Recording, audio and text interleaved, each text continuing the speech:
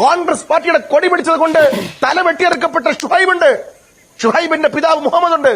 ഈ പാർട്ടി ഒന്നും കൊടുത്തിട്ടില്ല.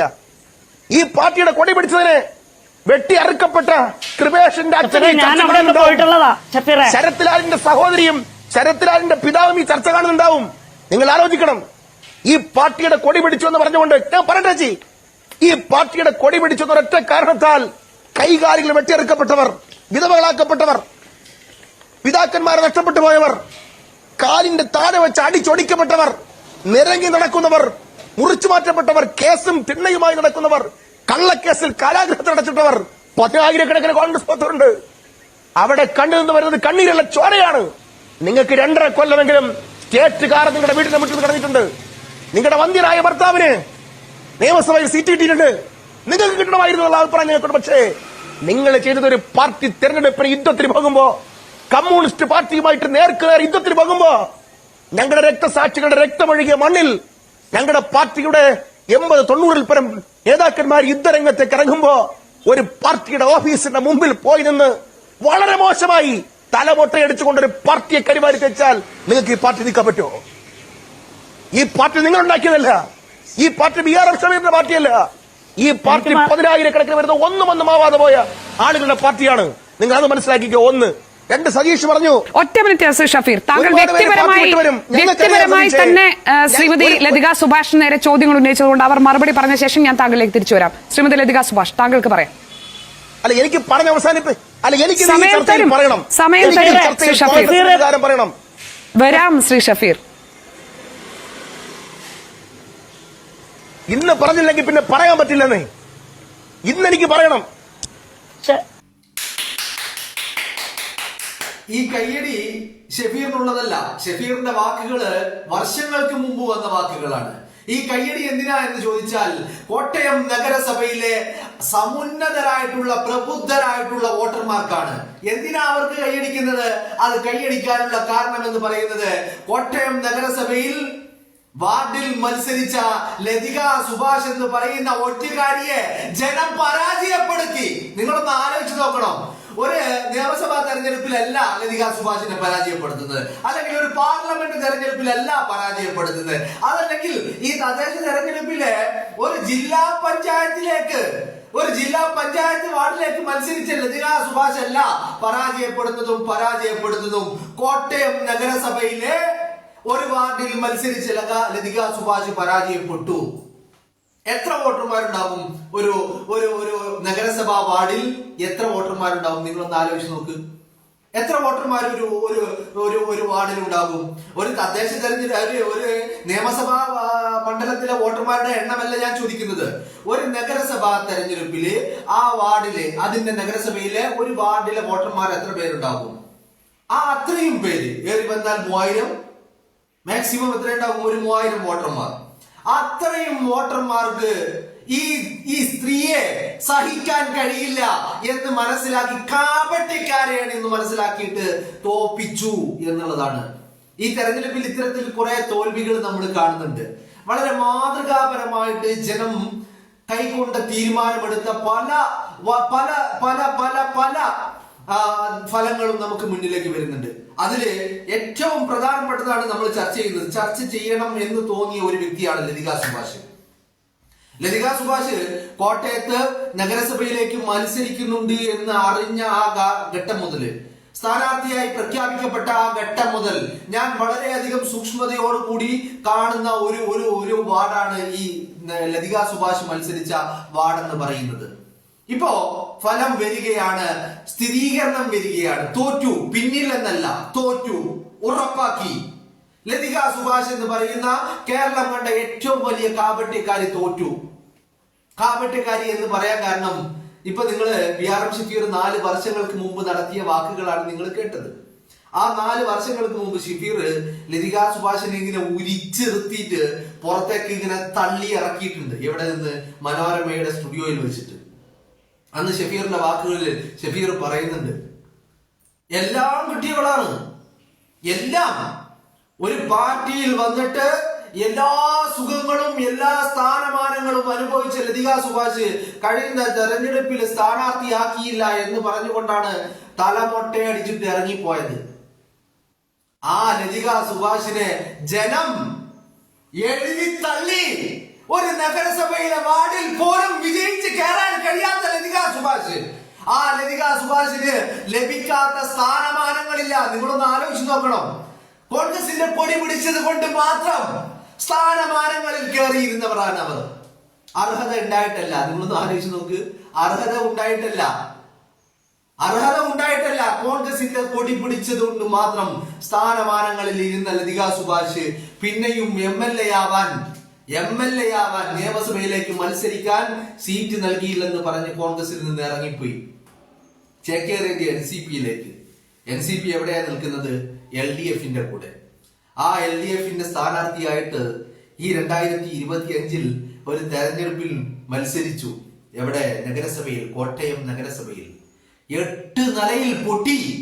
ഇത് ആഘോഷിക്കണം. ചില തോൽവികളെ നമ്മൾ ആഘോഷിക്കേണ്ടതുണ്ട്. വിജയങ്ങളെ മാത്രമല്ല ആഘോഷിക്കേണ്ടത്, ചില തോൽവികളെ നമ്മൾ ആഘോഷിക്കും.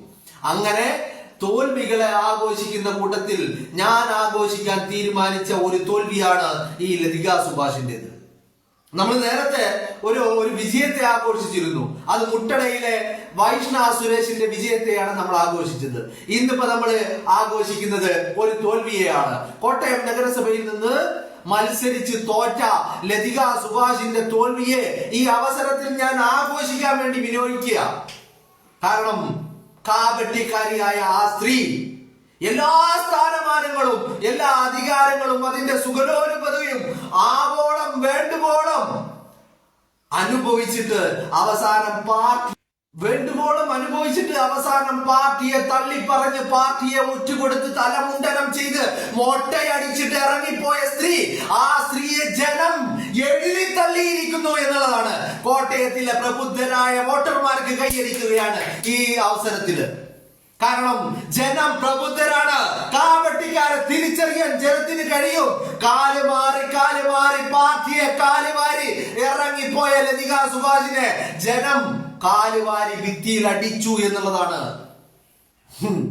എന്തൊക്കെ കാപട്യമായിരുന്നു.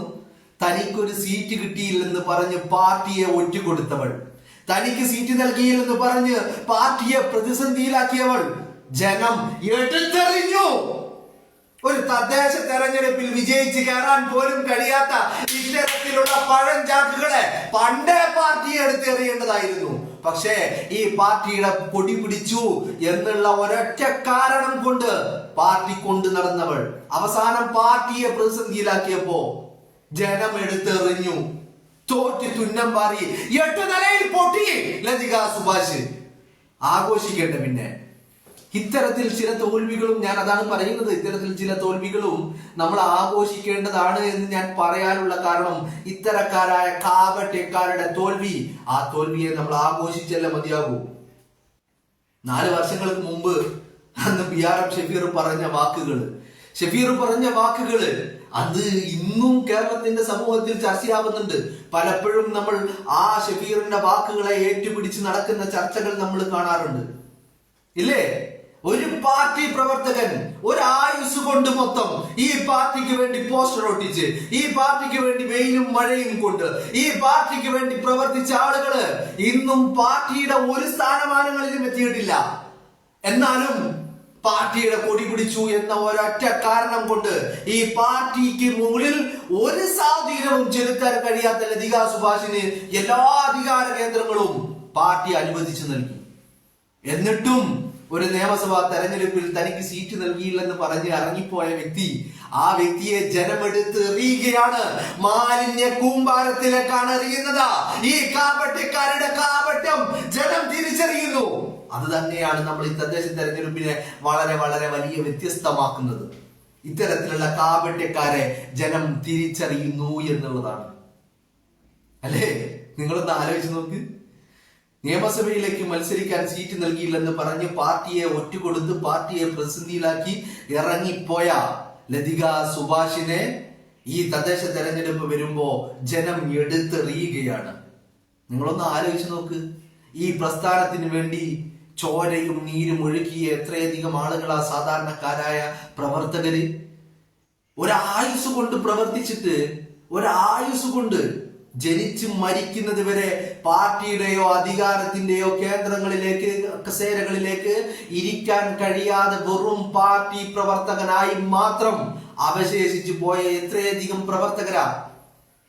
അങ്ങനെയുള്ളിടത്താണ് ലതിക സുഭാഷ് എല്ലാ അവസരങ്ങളും എണ്ണി BRM ഷഫീർ പറയുന്നുണ്ട്.